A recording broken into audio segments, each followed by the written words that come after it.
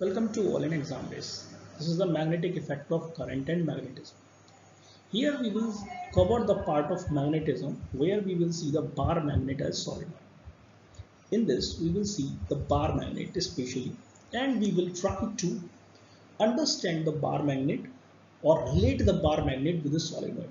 We will see how we can say the solenoid is equivalent to bar magnet. What is the properties of solenoid and bar magnet similar?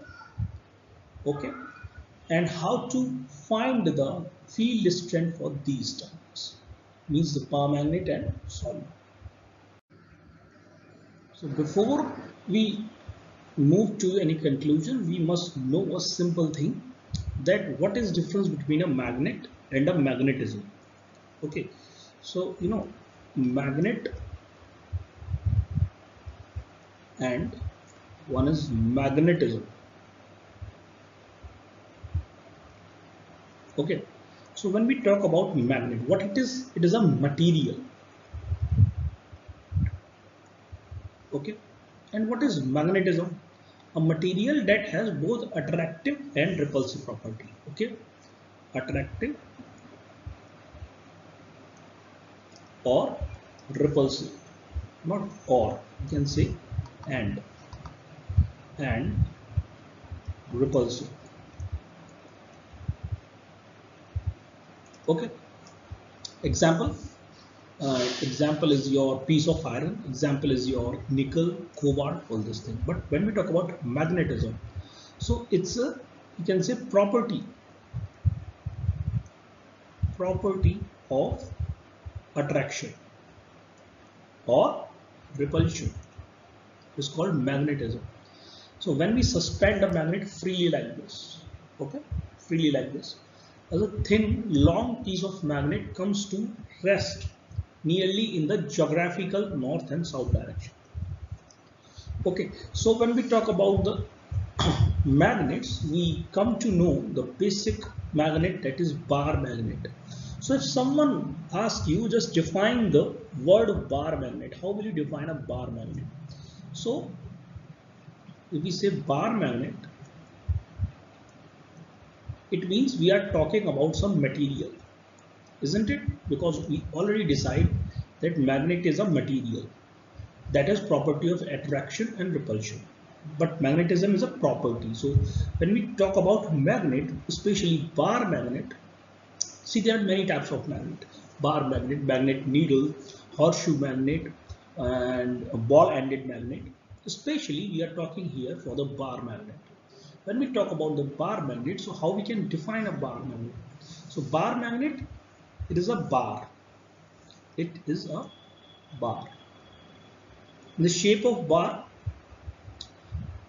of circular or rectangular, any cross section. Okay, any cross section you can see. Clear? So this is the bar magnet. When we see this is a bar magnet, so it has some property. Obviously it has property of attraction, means opposite poles are attracted. So when we draw the bar magnet, it seems like this: a very thin rectangular piece is a north pole, is a south pole. South pole is attracted toward north, north is attracted towards south.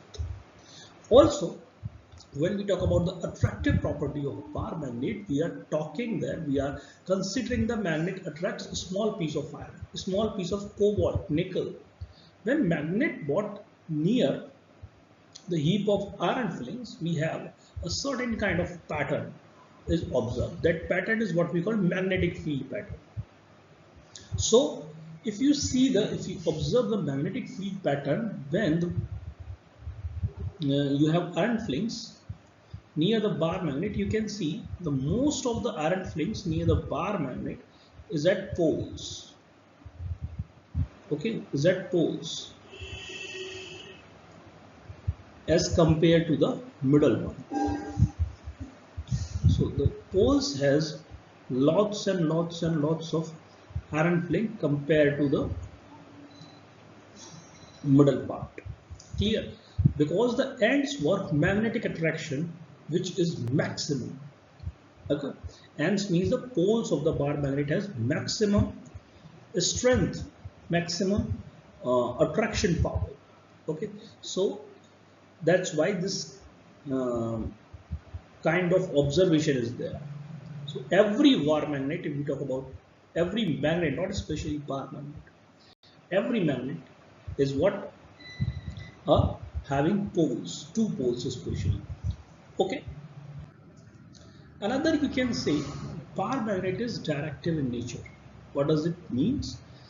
That as I told you that if you have any bar magnet and you suspend it, okay, you suspend it freely, you will observe that